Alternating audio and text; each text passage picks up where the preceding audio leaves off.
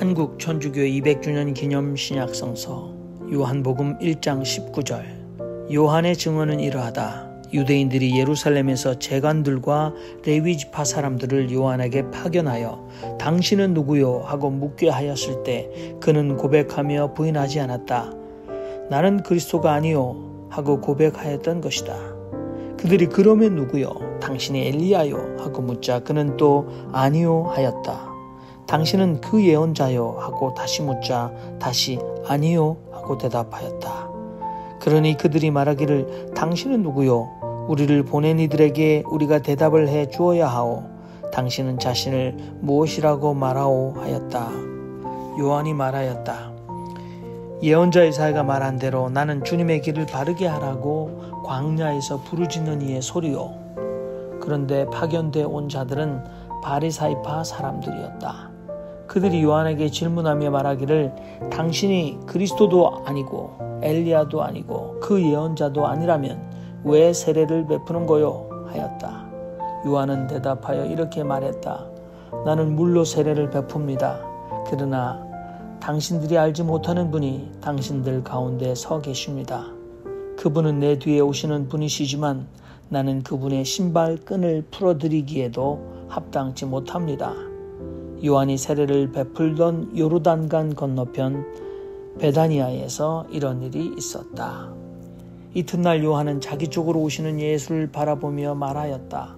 보라, 세상의 죄를 치워 없애시는 하느님의 어린 양이시다.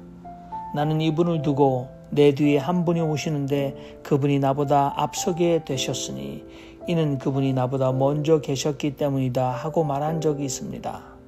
나도 그분을 알지 못하였습니다.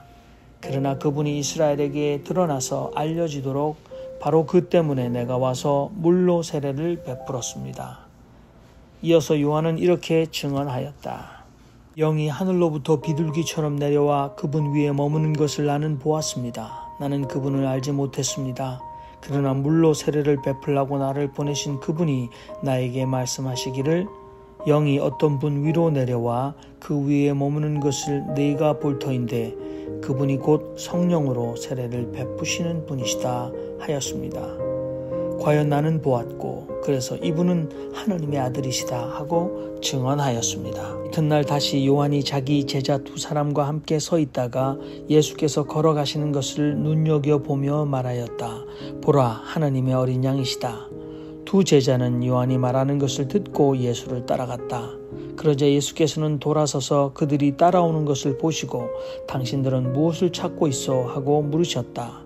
그들이 랍비 어디 머물고 계십니까? 하고 여쭈었다. 랍비는 번역하면 선생님이라는 말이다. 그분은 그들에게 와서 보시오 하고 이르셨다. 이에 그들은 같이 가서 그분이 머물러 계시던 곳을 보고 그날 그분과 함께 지냈다. 시간은 대략 오후 4시쯤이었다. 시몬 베드로의 동기 안드레아는 요한의 말을 듣고 그분을 따라간 두 사람 중에 하나였다. 그는 먼저 자기 동기 시몬을 만나서 우리는 메시아를 만났네 하고 말했다. 메시아는 번역하면 그리스도이다. 그는 시몬을 예수께 데리고 갔다. 예수께서는 그를 눈여겨보시며 말씀하셨다. 당신은 요한의 아들 시몬입니다. 당신은 게파라고 불릴 것입니다. 게파는 번역하면 베드로이다. 훗날 예수께서는 갈릴리아로 나아가고자 하시던 참에 빌립보를 만나셨다. 예수께서 그에게 나를 따르시오 하고 말씀하셨다. 빌립보는 안드레아와 베드로의 고향 고을인 벳사이다 출신이었다. 빌립보는 나다나엘을 만나서 이렇게 말하였다. 모세가 율법에 기록하였고 또 예언자들이 기록한 바 있는 그분을 우리는 만났습니다. 그분은 요셉의 아들로서 나자렛 출신 예수입니다. 그러자 나타나엘이 나자렛에서 무슨 좋은 수가 나올 수 있겠습니까? 하고 말했다. 빌립보가 와서 보시오 하고 일렀다. 예수께서는 나타나엘이 당신에게로 오는 것을 보시고 보라, 참으로 이스라엘 사람이다. 그에게는 속임수가 없구나 하고 말씀하셨다. 나타나엘이 예수께 어떻게 저를 알고 계십니까? 하고 여쭈었다. 예수께서 대답하여 빌립보가 당신을 부르기 전에 당신이 무화과 나무 아래 있는 것을 내가 보았습니다 하고 말씀하셨다. 나타나엘이 랍비는 하나님의 아들이십니다. 이스라엘의 왕이십니다 하고 대답하였다. 예수께서는 이렇게 말씀하셨다. 무화과 나무 아래에 있는 당신을 내가 보았다고 말하였기 때문에 당신은 믿습니까? 당신은 이보다 더 큰 일을 보게 될 것입니다. 이어서 그들에게 말씀하셨다. 진실이 진실이 당신들에게 이릅니다. 당신들은 하늘이 열려있고 또 하나님의 천사들이 인자 위를 올라가고 내려오는 것을 보게 될 것입니다. 네, 긴 요한복음 1장 마지막 절까지 여러분들 묵상하셨던 부분을 함께 나누어 주시기 바랍니다. 제가 이성수 목사. 네. 먼저 말씀드릴게요. 제가 이거를 카톡에, 아니, 저 페이스북에 오늘 이거 한다고 이제 올리자마자 얼마 안 돼서 배상의 형제가 즉시 댓글을 달았어요. 근데 배상의 형제가 뭐 일을 하면서 이제 근무 시간이니까 그랬을 땐, 오늘 일요일이구나. 근무 안 하게. 근데 이 사람이 도대체 언제 그렇게 썼는지 여러분들 제가 그 카톡에 올렸는데 보셨는지 모르겠어요. 한번 제가 읽어볼게요. 제가 이제 지저스 리크루팅이라고 했거든요. 예수님이 제자를 리크루팅한 놈을. 근데 이 사람 뭐라고 했냐면요. 채용 공고, 직무, 인류 구원을 위한 특별 미션 수행, 자격 요건, 특별한 경험이나 스펙은 불필요. 진심으로 인류를 사랑하고 변화를 만들고자 하는 열정만 있다면 누구나 지원 가능. 우대사항, 예수님의 가르침에 대한 공감 능력, 봉사정신, 긍정적인 마인드, 뭐 면접 과정, 뭐 이렇게 하면서 쫙 썼어요. 금방. 도대체 그래서 아니 이 사람 도대체 어떻게 된 사람인가 했더니 내가 이제 배상의 형제를 좀 뭐 10여 년 전부터 알거든요. 근데 이 양반이 하여튼 시험 이제 그 서울 도상이라고 그러죠. 서울 도상 상업학교 무슨 학교죠? 서울 상고인가요? 서울 여상은 여상이고 그 상업학교 나왔어요.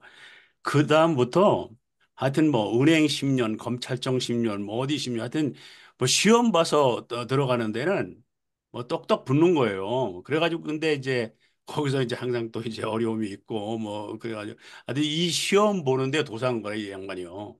그래가지고 그 자기 그 요령에 맞춰서 쫙 썼는데 한번 나중에 여러분들 다시 한번 좀 읽어보세요. 얼마나 구체성 있게 썼는지 정말 그 인정할 만해요. 예. 네.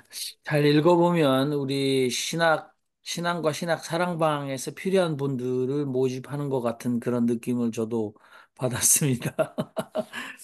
자, 여러분 요한복음 1장 마지막 후반부인데요. 편안하게 여러분들이 울림을 받은 부분 우리 권혁대 선생님 말씀해 주시죠.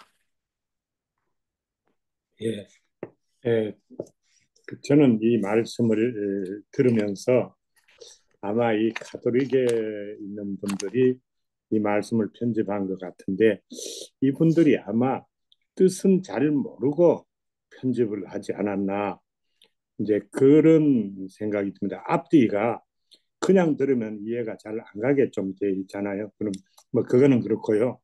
참 저는 좋은 게 성경에서 가장 중요한 부분이 이 부분이고 성경에서 가장 그 필요한 부분이 이 부분이다. 저는 그렇게 생각을 합니다. 저는 쉽게 그냥 한마디로 말씀을 드린다면요. 모든 그 크리스천들이 다른 거 안 읽고 이 부분만 한 100번쯤 읽으면 내세의 구원을 받을 뿐만 아니라 현세에도 구원을 받을 것이다.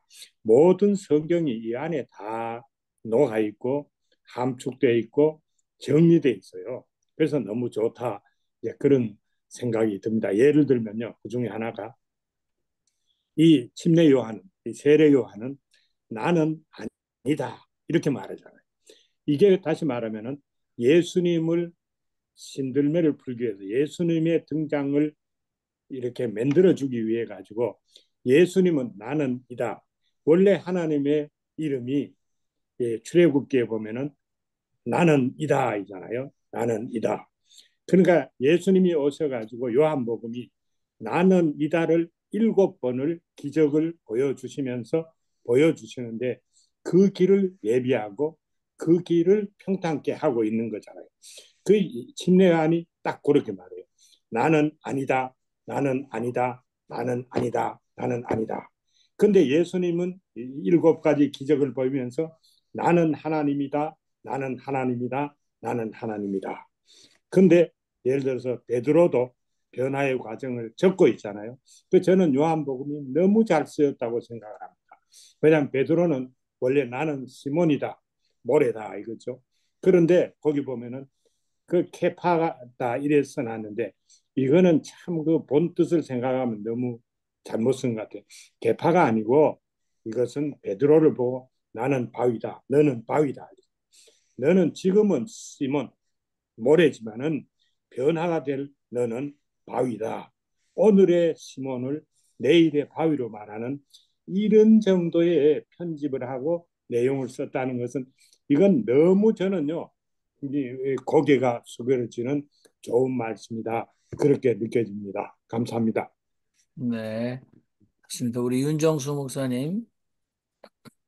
이제 세례 요한에게 당신은 누구요?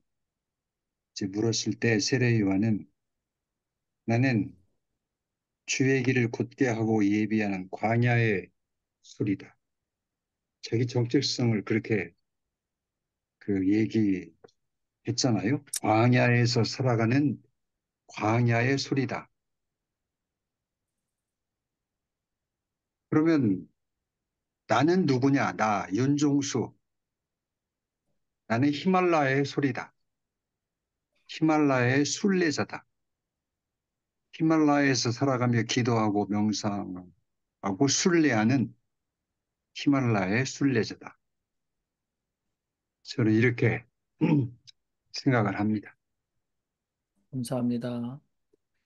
제가 가보겠습니다. 저는 어, 첫 번째는 여기 보면 나다나엘과 예수께서 대화하셨을 때에 어떻게 저를 알고 계십니까? 라고 물었더니 당신이 무화과 나무 아래에 있는 것을 내가 보았습니다. 라고 이 경어체로 서로 답변을 하는데 특별히 예수님께서 이렇게 경어체로 말씀해 주시는 것이 너무 따뜻하고 좋습니다. 제가 이민 올 때 가져온 겁니다. 한국 천주교 창립 200주년. 이렇게 보시면 색깔이 다르지요. 여기는 파랬고. 그러니까 벌써 30년이 됐는데 아마 그리스 성경을 이게 신약만이잖아요. 그래서 그리스 성경에 1973년도 그 헬라어 성경을 완역을 한 거라 아마 그때는 혁명적이었고 가톨릭 교단의 성서학자들이 전부 다 아, 조직적으로 일을 해서 감히 개신교회가 흉내내지 못하는 카톨릭의 약점이라고 느껴졌던 성서 신학의 집대성이었다 그런 생각을 했는데 지금은 또 많이 달라져 있을 수 있다라는 생각이 드네요. 그리고 이제 한 가지 더는 이제 요한께서 예수께서 걸어가시는 것을 눈여겨보며 말하였다. 보라, 하나님의 어린 양이시다. 하나님의 어린 양, 사람들의 마음에 사무쳤을 겁니다. 그런데 제가 드리고 싶은 말씀은 성육신의 재성육신, reincarnation, 그러니까 한국 땅에 우리가 살고 있는 이민자의 땅에 어린 양으로 오신 분은 또 다른 표상으로 우리에게 여전히 지금도 reincarnate 되고 있다. 저는 넷플릭스에서 개는 왜 개인가라는 다큐멘터리를 보면서 인간과 가장 친화한 이 개들이 생존하는 무기로 다정함을 꼽았다. 그래서 그들이 인간에게 굉장히 다정함으로 그들은 역설적으로 가장 많은 종류를 가진 한 스피시스가 가장 많은 종류를 가진 인간과 가장 친한 반려동물, 가족이 되었다. 그러니까 공격과 방어, 폭력보다 다정함으로 인간에 가까이 왔는데요. 저는 오늘날 팔레스타인 땅에서 무너진 돌더미, 학교, 병원, 유치원, 공원, 거기에서 깔려서 세상으로 나오지 못하는 자들을 자신의 코로 냄새를 맡아 그 사람들을 발견해낸 어, 강아지, 탐지견. 오늘 우리처럼 하나님의 죄를 지고 가는 어린 양과 같은 표상으로 팔레스타인에서는 내가 죽을 수밖에 없는 흙더미, 돌더미에 깔려 있을 때 나를 찾아내 주시는 분이 되지 않을까? 그렇다면 이민자의 땅, 미국에서 오늘 예수님의 표상은 무엇인가? 라는 물음이 깊어지고 있습니다. 감사합니다. 자, 우리 윤정혜 신부님 말씀해 주시죠. 예, 요한복음 보면서 다른 사복음 중에 다른 복음하고 좀 다른 거를 더 느낄 수 있는 시간이 됐습니다. 자석이 오늘이라는 그 말을 쓸 때, 내가 지금 여기서가 오늘이다. 이 표현을 하면서 도덕경 1장을 공출이 이명 이렇게 번역을 하셨거든요. 그러니까 같은 근원인데 이름이 다를 뿐이다. 있음, 유와 없음, 무가 같은 것이다. 그래서 이제 요한복음의 노고스, 하나님의 말씀 보가 있음과 없음으로 나타나는데 우리 눈에 보지 않는 영으로 이렇게 작용을 하고 있음, 눈에 보이는 예수 그리스도로 보이는 있음과 없음이 서로 상통한다. 그래서 이 존재의 근원인 도, 로고스가 우리 있음 없음으로 서로 번갈아 하면서 나타나면서 세상이 만들어지고 세상이 다양한 모양으로 늘 변하는 과정에 예수 그리스도가 있음의 존재로 요한복음에 나타나서 여러 가지 상황을 변화시키고 만들어가는 거. 도덕경에 나오는 유무상통이 같이 병행하는 걸 저는 느꼈어요. 고맙습니다.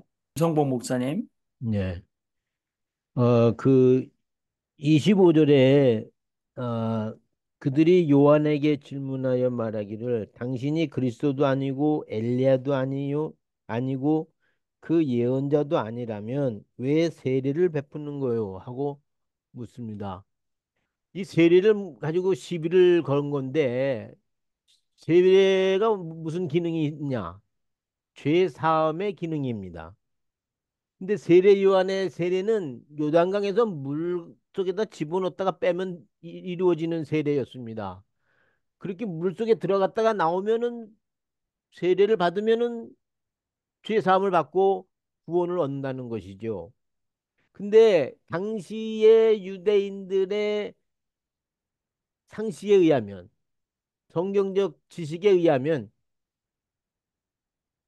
죄 사함을 받기 위해서는 성전에서 최소한도 양을 잡아서 바쳐야만 됐습니다.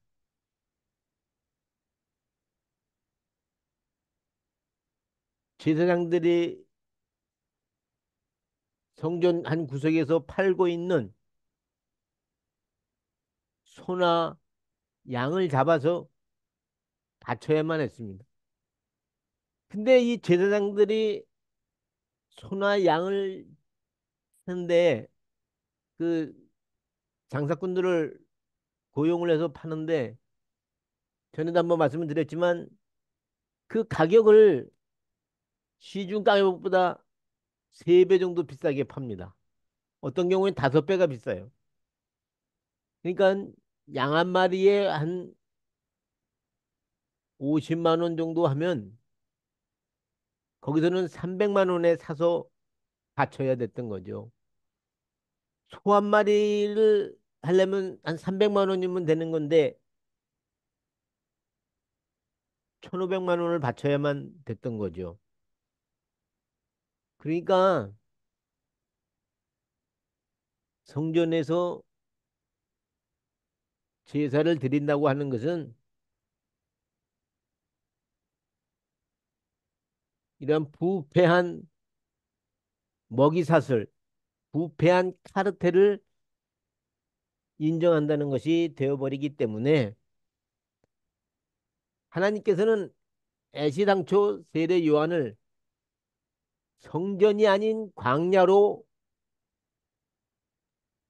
불러서 그곳에서 제사가 아닌 말씀을 통하여 가르치시고 훈련시키시고, 그래서 결국에서는 어, 피를 흘려서 제단에 뿌리는 그러한 행위를 통하는 것이 아니라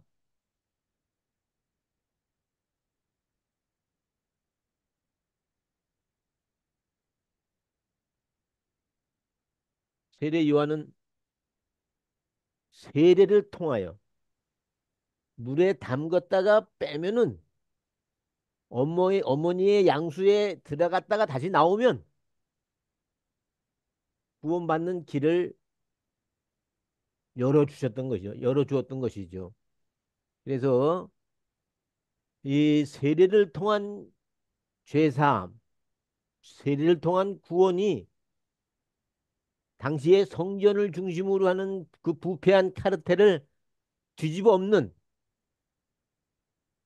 그러한 효과가 있었다. 그러한 능력이 있었다 하는 것을 우리가 꼭 기억했으면 합니다. 이상입니다. 네, 감사합니다. 우리 정숙자 목사님. 아무래도 연속 자기 얘기 좀 드려야 할 것 같습니다. 제 깜깜한 하루라 하는 것이 한 달도 1년만큼 길었습니다. 이제 그것을 보고 있었던 제 어머니가 신문을 보니까요. 한국의 태교에서 자기를 가르치시고 자기를 전도부인으로 만들었던 제 어머니가 옛날에 전도부인을 했던 사람입니다. 그런데 그분 선교사가 한국 남북 전쟁 때문에 한국에 못 들어오고 일본에 왔다 하는 소식을 듣고요. 요코하마에 어머니가 가서 제 얘기를 한국 갔습니다. 그랬더니 그분이 바로 어머니가 가시는 그날에 바로 우리 집으로 왔습니다. 하룻밤만 집에서 묵고 저를 다리고 그냥 갔습니다. 영어도 못하고 한국어도 못하고 아무것도 말을 할 수가 없는 그 선교사 집에 가서 그 다음에 제 인생이 시작되었습니다. 그러면서 6개월 동안 말을 안 했습니다. 제 그 하루의 캄캄한 인생 자체에 대한 실망 플러스 그 말도 못하는 선생님이, 근데 그 선생님이 미군이 요코스카에 와서 데리고 한국 군인들을 많이 데리고 그냥 일본에 묵고 있었을 때 거기로 가서 선교를 하고 있었습니다. 근데 제하고는 한국말도 안 하시고 영어로 하시되 제가 모르니까 열심히 가르치는 식으로 하셨어요. 그런데 제가 대답을 안 하니까 듣고 있는 건지 아무지도 모르실 거 아니에요. 그러는데도 그분도 참으시고, 그런데 그게 따라서 요코스카에 많이 따라갔습니다. 근데 그 선생님이 한국어로 참 코가 높고 머리 외국인 얼굴을 하는 여자분이 제 앞에서 한국어로 거기에 있는 한국 분들에게 설교할까 말씀을 하시는데 솔직히 저는 한마디도 무슨 말씀 하는지 몰랐습니다. 한국어 들어도 몰랐던 그런 시절입니다. 그런데 그분을 보고 제가 바뀝니다. 조금씩 바뀐 것은요. 세상에 서양 사람이 한국에 와서 한국어 배우고 저렇게 하고 있는데 나는 도대체 뭐냐 자각을 하게 됩니다. 그때부터 제가 돌아온 것 같습니다. 새로운 인생을 시작할 수 있는 계기를 만들었던 바그만, 바, 한국말로 바그만, 대구 쪽에 관계가 되시는 분은 아실지 모르겠습니다. 박우만 선교사님, 지금은 돌아가셨습니다만은 그분 덕분에 제가 사람이 되었습니다. 그런데 요한복음에서요. 예수는 저는 세례 요한 덕분에 저렇게 큰 일을 하셨던 거 아닌가. 저는 순수하게 하나님의 아들로 받아들이지 않고 사람으로 받아들이고 싶은데요, 예수를. 그런데 예수가 그렇게까지 정말 인생을 바칠 수가 있는 사람이 되었던 것은 저는 세 요한 덕분이다. 이렇게 말씀드리고 싶습니다. 네, 감사합니다. 또 다른 우리 양보영 선생님. 네. 저가 지금 깨달은 거는 어떻게 정말 하나님이 그렇게 예수님, 우리가 사람을 갖다 설득할 때 혼자서 설득하는 것보다 둘이서 설득하면 좀 쉽잖아요. 근데 예수님을 갖다 혼자서 이 세상에 딱 나서갖고, 내가 하나님의 아들이다. 너 나를 믿으라. 이렇게 얘기하면 사람들이 잘 못 알아듣고 막 핍박할 수가 있으니까 하나님이 세례 요한을, 그리고 또 엘리자벳을 통해서 또 그 마리아의 사춘, 그러니까 그 통해서 세례 요한을 갖다 먼저 이 세상에 태어나게 하시고 그 다음에 이제 예수님을 그 다음에 나오셨잖아요. 그래갖고 세례 요한이 또 많이 또 그렇게 능력을 주셔가지고 예수님을 갖다가 충분히 이 세상에 드러나게 할 만큼의 그렇게 아주 굉장한 능력을 주셔갖고 이분이 세례 요한이 정말 세례를 베풀 정도까지의 그렇게 힘을 가지게 하나님이 주셔가지고 그렇게 태어난 거에 대해서 정말 또 감사하게 생각하고 그러니까 사람들도 세례 요한이 없으면은 예수님을 직접 막 하나님이라고 못 믿는 거를 세례 요한을 통해서 세례 요한을 말씀을 듣고 예수님을 따른다고 말씀하셨잖아요. 세례 요한이 말씀 많이 하셨죠. 예수는 우리 같은 사람이 아니다. 우리 같은 사람이 아니라 이 사람은 정말 성령을 갖다가 니네한테 세례를 줄 수 있는 하나님의 아들이다. 그걸 갖다 주게 하나님의 아들이는 건 즉 하나님이다 이라는 소리다. 그러니까 이건 보통 사람이 아니다라는 것 갖다가 세례 요한이 방방 곳곳에 가서 했기 때문에 그 많은 제자를 만들 수가. 그래서 제자들도 이 세례 요한의 말을 듣고 많이 따랐잖아요. 그래서 많은 사람을 갖다가 예수님을 믿게 하는 데는 정말 세례 요한이 힘이 크다는 것 갖다가 다시 또 깨달았습니다. 감사합니다. 감사합니다. 우리 불편하지 않으시면 여러분들 마이크를 켜셔서 여러분의 생각을 아낌없이 나눠주십시오. 우리 헤니키 목사님, 뉴저지 헤니키 목사님 초대하겠습니다. 네. 예, 저는 오늘에 읽으신 그러한 장면들 속에서 세련된 기독교가 세련되지 않았던 시절에 만났던 세례자 요한, 사실 그렇게 이렇게 단순하게 된 것 같지는 않아요. 사해 지방에 있었던 그 수많은 영성 그룹들이 있었는데 이제 그 그룹 중에 하나가 이제 바로 사회 공동체를 형성해 나갔던 SNF파도 있었을 수 있었고 이제 그런 가운데 세례 요한도 아마 그 중에서 하나 세력을 펼쳤던 그룹이었던 것 같습니다. 오늘 우리가 읽었던 부분은 요한복음서는 사실 사복음서 중에서 가장 늦게 쓰여진 거기 때문에 굉장히 갈수록 하나의 원석이 어떤 의미에서 보석으로 가공되어 나온 가장 아름다운 그런 복음서 중에 한 부분이라고 생각이 됩니다. 아까 우리 정 목사님이 얘기하셨던 것처럼 다정한 어투로 이렇게 하신 부분을 보니까 더욱더 세련된 그런 느낌을 받을 수 있었던 부분이 오늘 부분이었던 것 같습니다. 그러나 사실 베프티스트 존하고 크라이스트 지저스하고는 엄청난 갈등이 있었던 그런 시대적인 배경이 있었던 것으로 저는 파악하고 있습니다. 사회 문서를 보면서 이제 그러한 것들이 많이 있었고 제가 특별히 경험하고 있었던 20대 후반에 만났던 어떤 종파하고도 연관이 돼서 거기서 극도로 증거하고 증언했던 것이 이제 세례자 요한과 관계, 전역사 후역사 하면서 이러한 관계들을 경험하면서 제가 어느 정도 그 당시에 있었던 치열한 갈등 이런 것들이 어떻게 이렇게 아름답게 좋은 관계로 연결되어 우리 일반들에게 알려지게 됐는가 이제 그런 면에서 옛날이 자꾸 회자되기도 하고 그런데 하여튼 오늘은 저는 200주년 기념 성서를 통해서 세례 요한과 예수님의 관계 그리고 예수님과 사도 바울의 관계 이런 관계의 역사를 다시 한번 회상하게 되는 그러한 말씀 앞에서 여기까지만 말씀드리겠습니다. 감사합니다. 예, 본문하고 직접 관련된 건 아니지만은 저는 최근에 한 2달여간에 큐 복음서에 대해서 논문을 쓰신 목사님 만나가지고 제가 큐 복음서와 역사 예수에 관한 공부를 사실은 그동안 좀 집중하고 있으면서 공간 복음과 달리 요한 복음은 더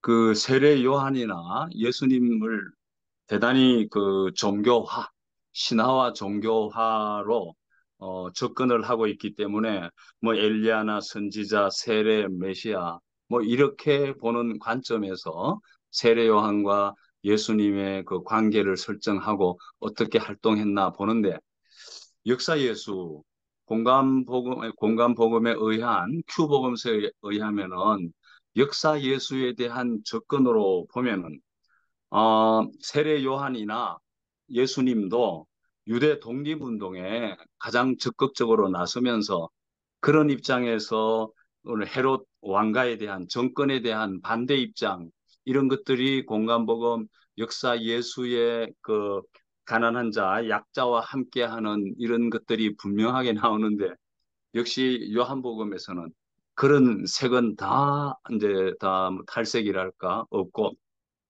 종교적인 입장에서만 많이 나왔구나라고 하는 큰 의미에서 오늘 그 세례 요한과 예수님 관계를 보게 되면서 어, 저는 최근에 이제 그 역사 예수에 또 세례 요한도 이와 같이 예수님과 함께 그 유대 독립운동가 또 사회에 대한 참여, 비판 의식을 분명히 가지고 있었는데 이거 다 탈색이 되었구나라고 하는 관점만 말씀을 드리겠습니다. 여기 48절에 나타나엘이 예수께 저를 어떻게 알고 계십니까? 하니까 필립보가 당신을 부르기 전에 당신이 무화과 나무 아래 있는 것을 내가 보았다 이렇게 하신 말씀. 굉장히 우리가 세례를 받으면서 한 커다란 그 가족이 된 느낌. 근데 이제 이렇게 진리를 좀 깨달으면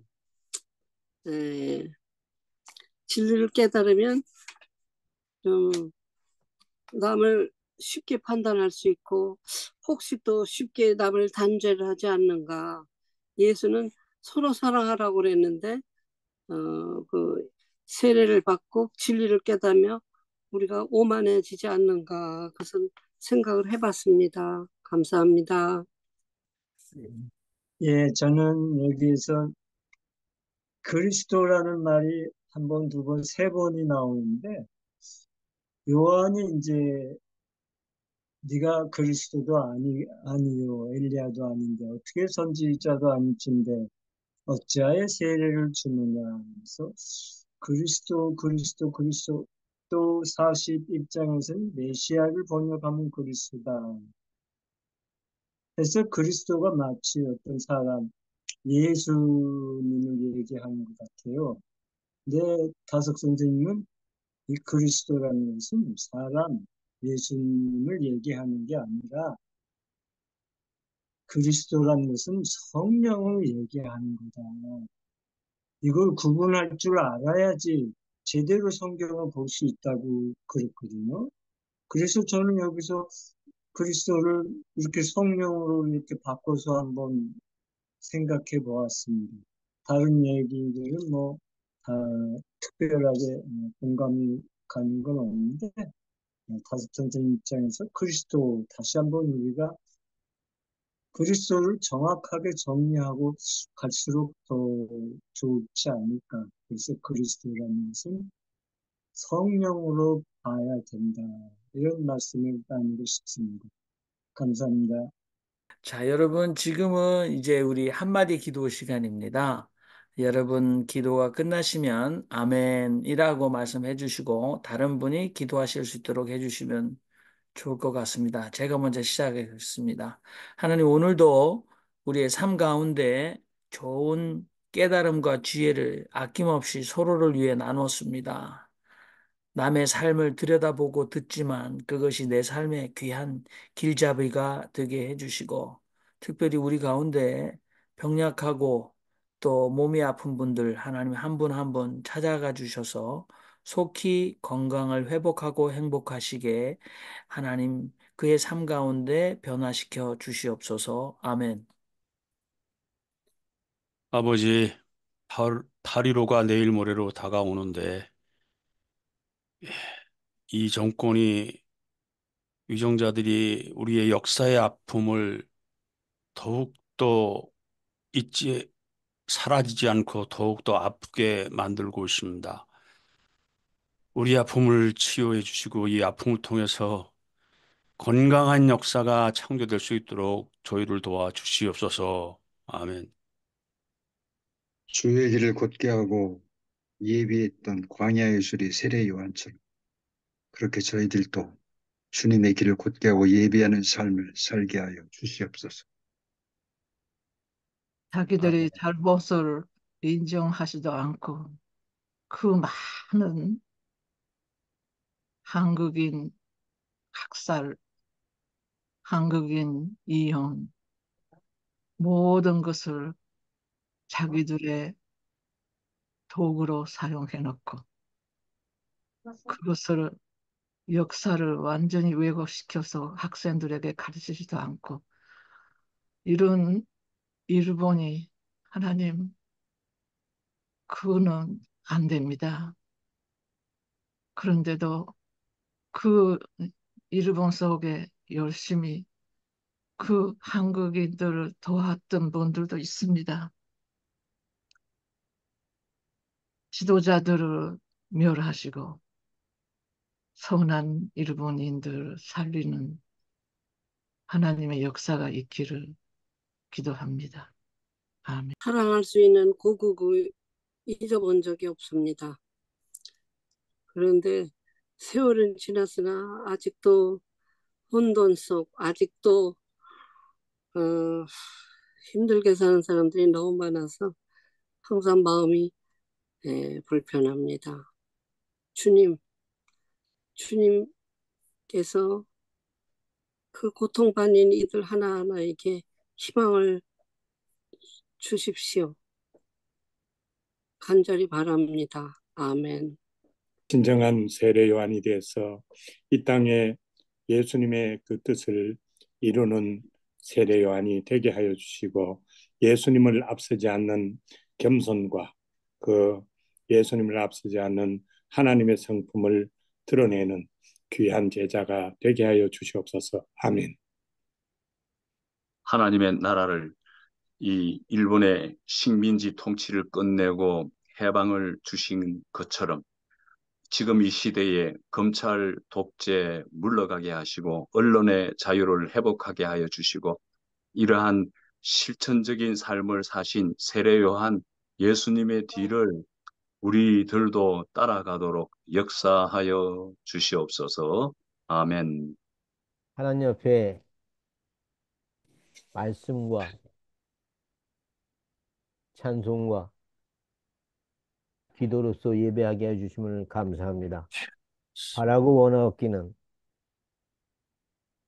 이 땅의 불의한 정권과 불의한 종교 세력들을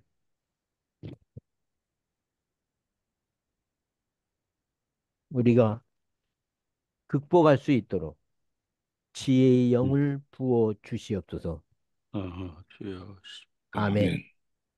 영이신 하느님, 우리에게 성령으로 오셔서 우리를 새롭게 변화시켜 주시고 이 세상에 빛이 되게 하소서. 아멘. 지혜와 명철을 주셔서 우리가 모든 고난을 갖다가 극복하게 하여 주옵시고 항상 마음의 평화와 즐거움을 주셔서 모든 사람들이 우울증에 걸리지 않고 신체적으로도 강건하게 하여 주시옵시고 모든 병마를 싸워서 이기게 하여 주시옵소서. 간절히 기도드리옵나이다. 감사합니다. 아멘. 고마우신 아버지, 오늘 이렇게 귀한 시간을 주시고 정말 하나님의 뜻이 이 땅 가운데 함께 나갈 수 있도록 도와주시옵소서.